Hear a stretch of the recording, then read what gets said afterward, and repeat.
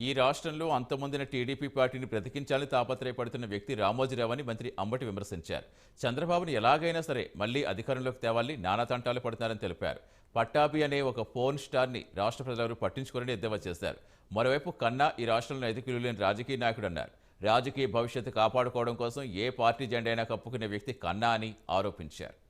లక్ష్మీనారాయణ గారికి తిన్నింటి వాసాలు లెక్క పెట్టడం చాలా పరిపాటి. అక్కడ తిన్నాడు, కాంగ్రెస్ వాసాలు లెక్కించాడా లేదా?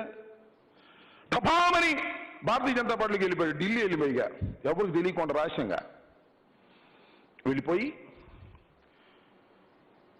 అమిత్ షా సమక్షంలో ఆయన పేరు మాధవ్, ఏ మాధవ్ అయినా ఆయన ఎమ్మటి పెట్టుకు వెళ్ళి బీజేపీలో చేరాడు. ఊరి మీ దుంపల్లేగా బీజేపీ వాళ్ళకి ఏం పోయేగాలం వచ్చిందో. చాలా క్రమశిక్షణ గల రాజకీయ పార్టీ అంటారు, ఆర్ఎస్ఎస్ బ్యాక్గ్రౌండ్ ఉందంటారు, ఎప్పటి నుంచో పనిచేసే తప్ప పదవులు ఎవరంటారు. వాళ్ళ దుంప దగ్గర టక్కన బీజేపీ అధ్యక్షుడు ఇచ్చేశారు. ఎందుకు ఇచ్చారో తెలుసుగా మీకు? తెలుసా?